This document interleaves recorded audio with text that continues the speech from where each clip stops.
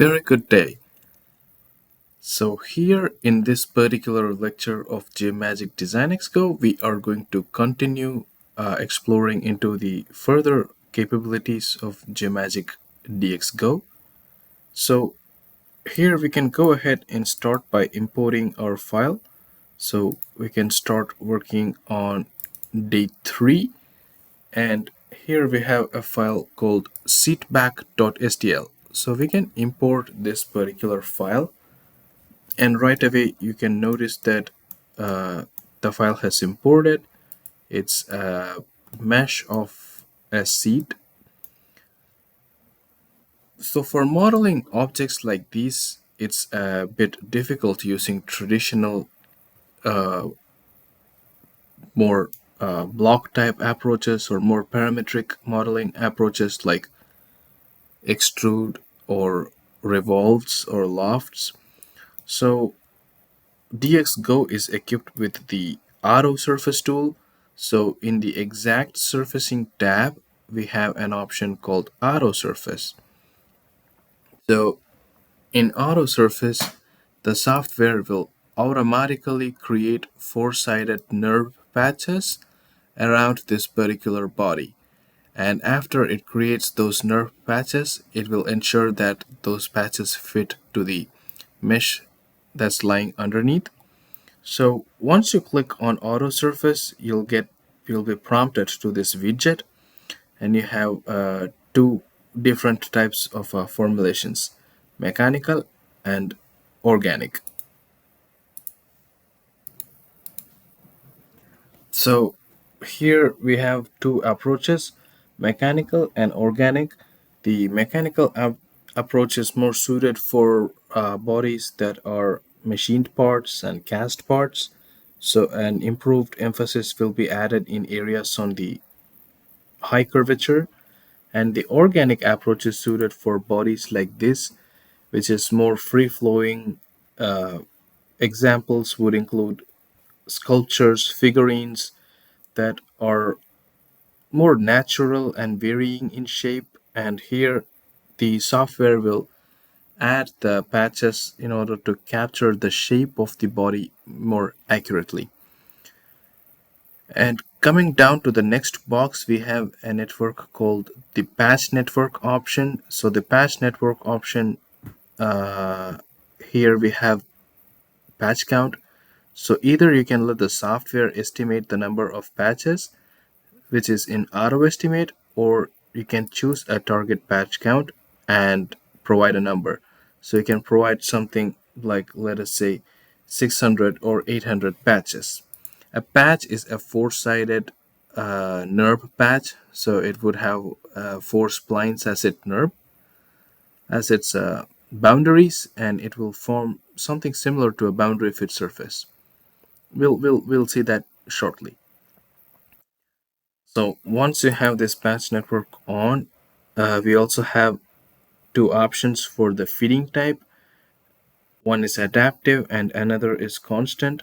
So after the patches are made, we need to choose how many points or how many control points are required for the patch in order to fit the surface to the underlying mesh. Adaptive implies that the software would choose it, and in the case of a constant, it will obtain these fitting options based on the geometry capture accuracy. So we'll go ahead with adaptive, and we can go to the next stage. Now the software is thinking for some time, so it's attempting to make a patch layout. Now this is what you call a patch layout, and each of these four-sided items is called a patch.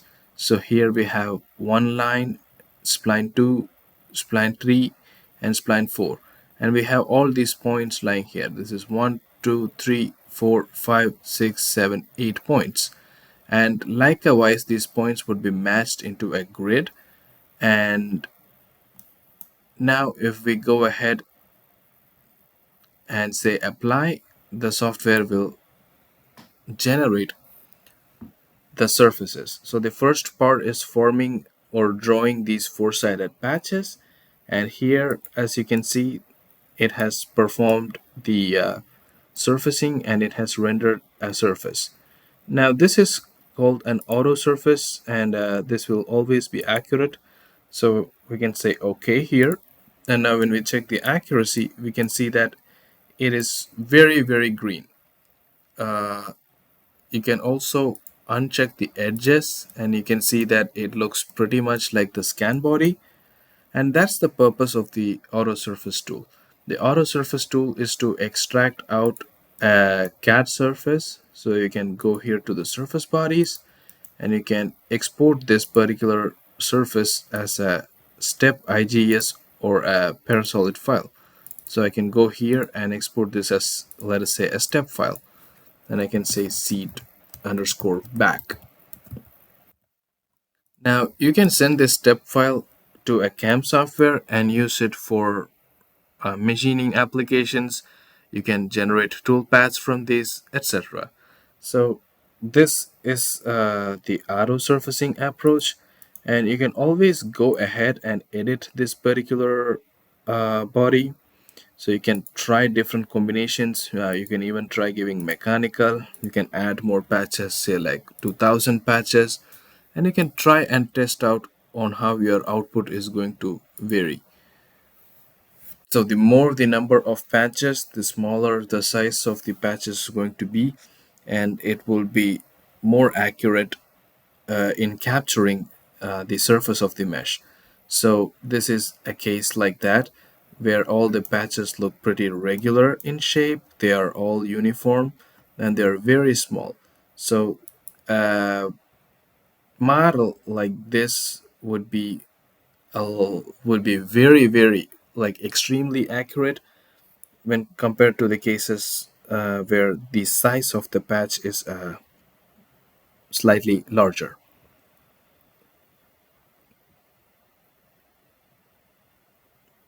And we'll give it a moment to finish since the number of patches are so small. And here is the output of our surface. And if we show the edges, you can see that it's a nice smooth flowing output. This is how you can automatically import a particular body and convert it into a surface, which you can open up in any of the CAD files.